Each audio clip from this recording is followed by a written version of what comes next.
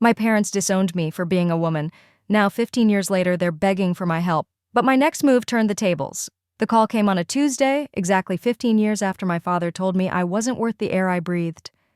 I was in the middle of a board meeting when my assistant slipped me a note. "Your mother's calling. Third time today. My name is Quinn, and I built a tech empire from the ground up while my family pretended I didn't exist." Funny how life works sometimes. "We need to wrap this up," I told my executives, maintaining my composure despite the tremor in my hands. "Send me the final projections by tomorrow morning." In my office, I stared at my mother's number on my phone screen, the same number I'd memorized as a child, back when I still believed family meant something. "Quinn?" Her voice was smaller than I remembered. "Baby, is that you?" "It's me." I kept my tone neutral, professional. The Manhattan skyline stretched out behind my desk, a view I'd earned while they wrote me off. "We've been trying to reach you." A pause. "Your father. He wants to talk." I almost laughed. 15 years of silence, and now he wants to talk. Things are different now. We've seen you in the papers, on TV, your company, what you've built. She trailed off, probably remembering the day they kicked me out. I was 17 then. Dad had gathered everyone. In the living room, Mom, my brothers Damon and Rodney. "No daughter of mine is going to waste time with computers," he declared. "You'll marry well. That's your purpose." I refused and packed my bags that night. "Quinn?" Mom's voice pulled me back. "There's a family dinner on Friday. Please come." "Why should I?" "Because," she hesitated, "your father's business. We're struggling. The market crash hit us hard. He needs my money." I finished for her. "That's what this is about? No, we want to make amends. We were wrong, Quinn. So wrong." I swiveled in my chair, watching my reflection in the window. The scared teenage girl was gone, replaced by a woman in a tailored suit who controlled a billion-dollar tech company. "Text me the details," I said finally. "I'll think about it." After hanging up, I called Kayla, my business partner and the only person who knew the full story of my past. They reached out. She sounded concerned. "What are you going to do?" "I'm going to that dinner." I pulled up my calendar. "But first, I need you to clear my schedule for Friday and book a table at Le Bernardin." "Quinn." Kayla's voice carried a warning. "Don't do anything rash." "Rash?" "No." I smiled, remembering how Dad used to parade my brothers around at business functions while I sat in the corner, invisible. "I'm going to do something spectacular." That evening, I dug out an old photo album I kept locked in my desk. There I was, 12 years old, proudly showing Dad the computer program I'd written. He wasn't even looking at me.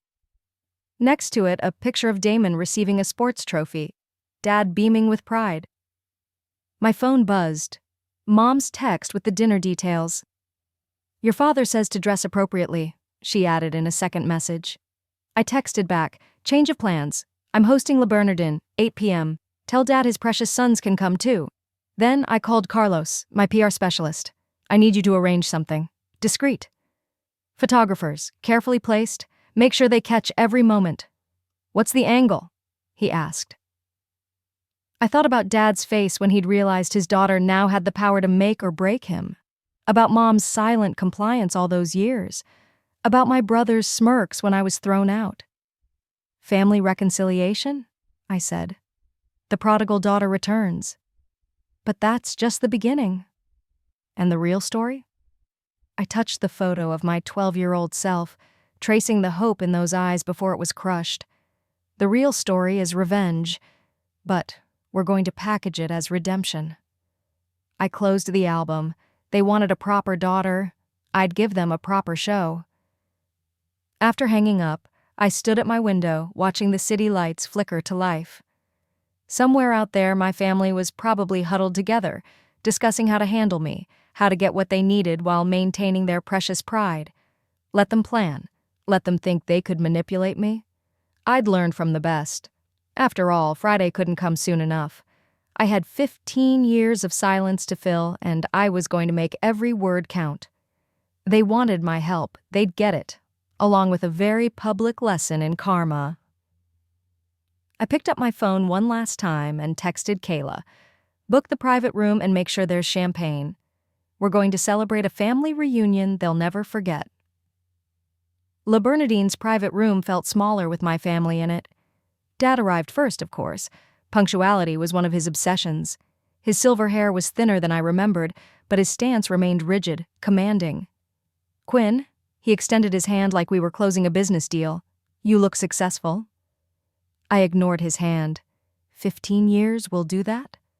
Mom hurried in behind him, wringing her hands, a nervous habit I'd inherited and trained myself to break. She moved to hug me, then stopped, uncertain. "Your hair?" she said softly. "It's so elegant." Now Damon and Rodney arrived together, both in expensive suits that couldn't quite hide their desperation. Damon's Rolex was probably his last status symbol, while Rodney's shoes were scuffed at the heels. "Little sister," Damon said, forcing a smile, "finally decided to acknowledge your family." "Funny," I replied, taking my seat at the head of the table. I was about to say the same thing. The waiter appeared with champagne, and I watched them squirm. As I ordered the most expensive bottle, Dad's eye twitched. He knew exactly how much it cost a family. I raised my glass in perfect timing. Damon cleared his throat. "Quinn, about timing." "Your company is incredible," Rodney interrupted, earning a glare from Dad. "I mean, the Innovation Awards, the Forbes cover the money," I added, making them all flinch. "That's what you really want to discuss, isn't it?" Dad sat down his glass. "We've made mistakes." "Mistakes?" I laughed. "Is that what we're calling it now, Quinn?" Mom pleaded. "We're trying. You're trying because you're desperate." I pulled out my tablet, sliding it across the table. "Your company's hemorrhaging money, Dad. 3 failed projects in 2 years. The board's considering a vote of no confidence." The color drained from his face. "How did you?" "I do my research. Unlike you, I learn from my mistakes." I tapped the tablet. "Damon's division is particularly interesting. Those investment choices? Amateur hour." Damon's knuckles went white around his fork. "You don't understand." "Actually, I do, better than anyone."